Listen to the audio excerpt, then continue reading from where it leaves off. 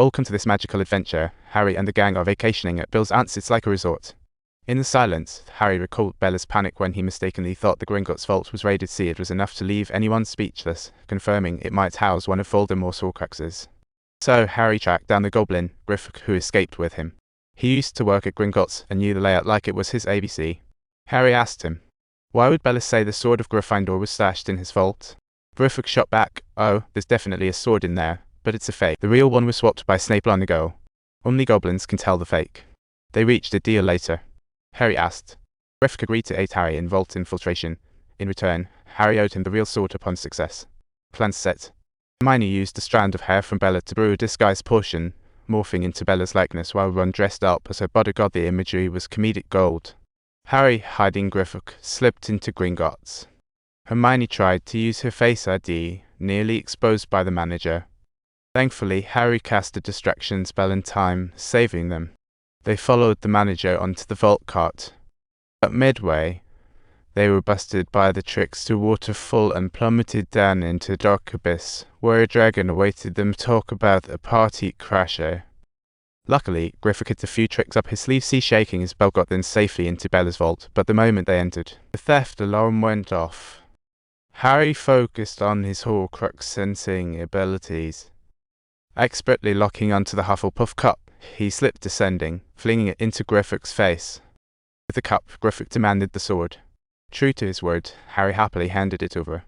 Gryffindor snagged the cup, but to Harry's shock, he bolted, leaving them high and dry. He summoned goblin guards to catch them.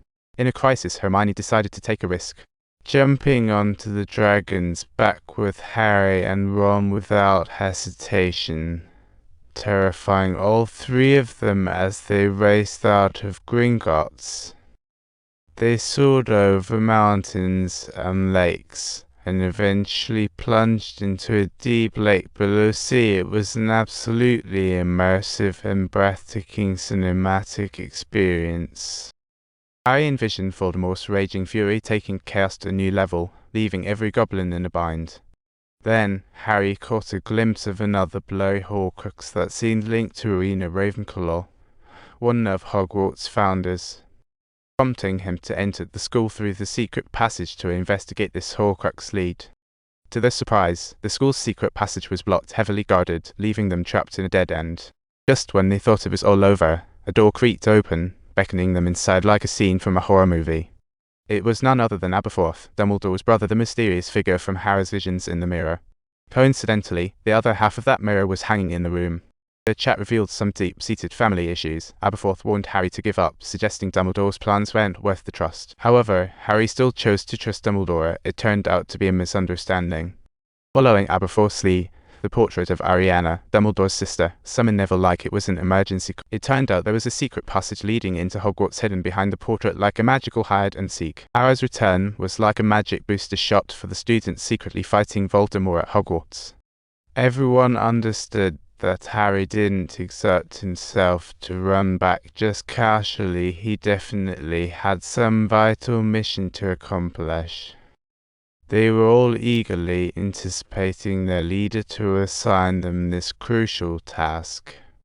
While everyone else was puzzled, the most quirky duo, Luna and Harry, hit upon a plan regarding the Horcrux, Rowena Ravenclaw's missing. But this legend centuries old, unseen by anyone alive.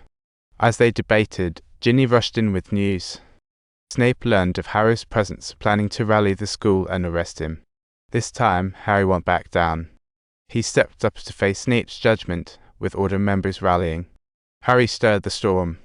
Harry demanded that Snape confess to the students about killing Dumbledore, and Snape drew his wand, ready for battle. Professor McGonagall rushed to protect Harry, casting spells at Snape.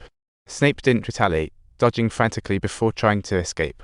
Just then, Voldemort projected his voice across the school, issuing his final ultimatum to Harry.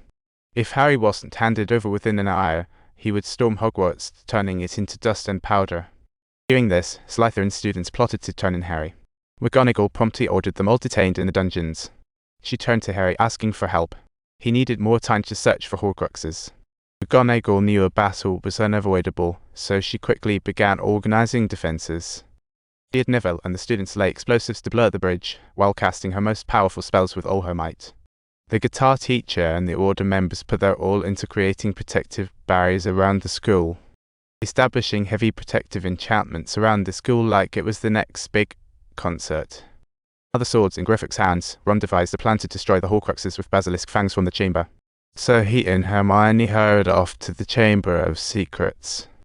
Meanwhile, Luna led Harry down a quiet corridor, introducing him to a ghost named Helena Ravenclaw. She was the daughter of Rowena Ravenclaw, and long ago Voldemort approached her, stealing her necklace under the pretense of wanting to destroy it. However, she used dark magic to taint the diadem, fearing deception, once again a classic case of once bitten, twice shy. Thus she was reluctant to reveal the diadem's location, but Harry persuaded her with heartfelt sincerity, shining a light on Helena's wounded, and finally Helena opened up, revealing that the legendary diadem was hidden somewhere in Hogwarts. Meanwhile, Voldemort, relentless as ever, arrived at the cliffs surrounding Hogwarts, and with a snap of his fingers, the Death Eaters started casting spells left and right, unleashing a flurry of spells that rained down on the castle's protective shield like a storm. The first shield cracked instantly. Outside, the Quidditch pitch was blazing. Unbelievable. If you enjoyed our show, don't forget to subscribe.